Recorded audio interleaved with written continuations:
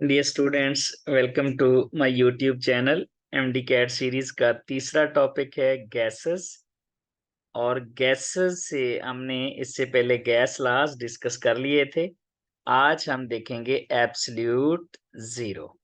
और absolute zero से related calculations हम कैसे बगैर कैलकुलेटर के कर सकते हैं।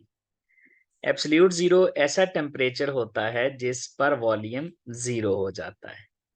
एब्सोल्यूट जीरो ऐसा टेम्परेचर है जिस पर वॉल्यूम जीरो हो जाता है। फॉर एग्जांपल, अगर मैं टेम्परेचर जीरो कर दूं तो यहाँ वॉल्यूम भी जीरो हो जाएगा। According to Charles law, volume और टेम्परेचर का रिलेशन डायरेक्ट है, या टेम्परेचर और एवरेज काइनेटिक एनर्जी का रिलेशन भी डायरेक्ट है। इसका मतलब है अगर मैं टेम्परेचर 0 केल्विन कर दूंगा तो ये हमारे पास काइनेटिक एनर्जी भी जीरो हो जाएगी, यानी मॉलिक्यूलर मोशन जो मॉलिक्यूल है की है वो स्टॉप हो जाएगी, सीज हो जाएगी। मॉलिक्यूल में कोई मूवमेंट नहीं होगी। तो ये एब्सोल्यूट जीरो की डेफिनेशन है। अब क्वेश्चन है कि एब्सोल्यूट जीरो टेम्परेचर होता कितना है। क्या ये -0 डिग्री सेंटीग्रेड होता है, या 0 केल्विन है, या -273.15 डिग्री सेंटीग्रेड है, या -459.6 डिग्री फ़ारेनहाइट है। तो ये डिफरेंट टेम्परेचर है, हमने बताना है एब्सोल्यूट जीरो कौन सा है। याद रखिएगा, ये जो एब्सोल्यूट का वर्ड है ये केल्विन स्केल के लिए है। जब भी आपसे कहा जाए एब्सोल्यूट टेम्परेचर तो वो केल्विन स्केल का टेम्परेचर होगा। तो जब एब्सोल्यूट कहा गया है तो इसका मतलब है केल्विन स्केल वाला टेम्परेचर होगा, और केल्विन स्केल वाला ऑप्शन ही एक है और वो है जीरो। ये जो -273.15 डिग्री सेंटीग्रेड है ये एब्सोल्यूट जीरो नहीं है, क्योंकि ये केल्विन में टेम्परेचर नहीं है। हाँ, हम ये कह सकते हैं they are equal to absolute zero. इसी तरह ये भी इक्वल टू एब्सोल्यूट जीरो है। ये वो टेम्परेचर हैं जिन पर वॉल्यूम थ्योरेटिकली जीरो हो जाता है, लेकिन ये एब्सोल्यूट नहीं है क्योंकि ये केल्विन स्केल के टेम्परेचर नहीं है। हम इनको इक्वल कर सकते हैं कि 0 केल्विन इक्वल हो सकता है -273.15 के इक्वल है, लेकिन -273.15 डिग्री सेंटीग्रेड ये एब्सोल्यूट जीरो है नहीं। इसी तरह ये भी -459.6 डिग्री फ़ारेनहाइट ये इक्वल टू एब्सोल्यूट जीरो है, लेकिन ये एब्सोल्यूट जीरो नहीं है क्योंकि ये केल्विन स्केल का टेम्परेचर नहीं है। तो ये याद रखना है, एब्सोल्यूट का जो वर्ड है, एब्सोल्यूट का वर्ड केल्विन स्केल के लिए है, तो हमारे पास आंसर बन जाएगा बीटा 0 केल्विन। अब एक और एमसीक्यू कर लेते हैं, और ये है quantitative definition of Charles law से, कि अगर हमारे पास आइडियल गैस का वॉल्यूम 0 डिग्री सेंटीग्रेड पर 546 है तो 100 डिग्री सेंटीग्रेड पर क्या होगा। What is the volume at 100 degree centigrade.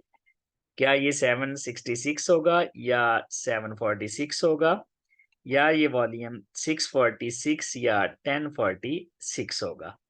तो अब क्वांटिटेटिव डेफिनेशन जो चार्ल्स लॉ की है उसके मुताबिक जो वॉल्यूम है वो 1/273 टाइम चेंज होता है जब हम टेम्परेचर में 1 डिग्री सेंटीग्रेड या 1 केल्विन का चेंज कर देते हैं। तो चेंज आता है 1 डिग्री सेंटीग्रेड टेम्परेचर से 1/273 किस वॉल्यूम में, जो जीरो पर होता है। और जब आप जीरो वाले वॉल्यूम का 1/273 टाइम्स निकालेंगे तो वो आ जाएगा 2। इसका मतलब है टेम्परेचर 1 डिग्री सेंटीग्रेड चेंज करने से वॉल्यूम में 2 का चेंज आता है। सिंपली ऐसे समझें कि जितना टेम्परेचर होगा उसका डबल वॉल्यूम में चेंज आ जाएगा। यानी टेम्परेचर 10 है तो वॉल्यूम में 20 का चेंज आ जाएगा, टेम्परेचर 100 है तो इसमें 200 का चेंज आ जाएगा।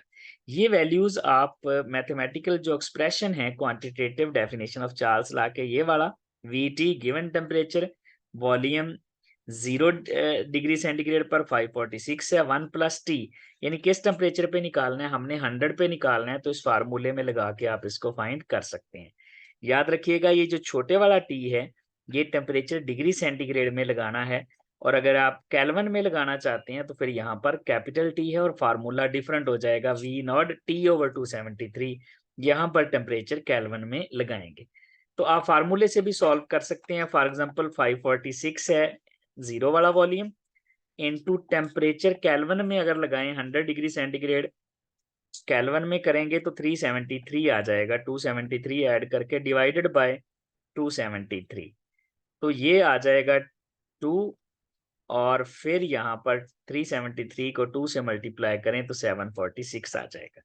लेकिन ये सारी कैलकुलेशंस करने की जरूरत नहीं है, क्योंकि बहुत टाइम टेकिंग है। आपने सिंपली इतना याद रखना है, जितना टेम्परेचर है उसका डबल करके जीरो वाले वॉल्यूम में ऐड कर देंगे। यानी जीरो पे वॉल्यूम कितना है 546, टेम्परेचर कितना है 100, टेम्परेचर को डबल करें 200 आ जाएगा, और जीरो वाले में ऐड कर दें 746 आ जाएगा। तो इसका मतलब है 746 हमारा आंसर हो जाएगा। इस तरह आप बगैर कैलकुलेटर के कैलकुलेशंस कर सकते हैं। Thank you very much.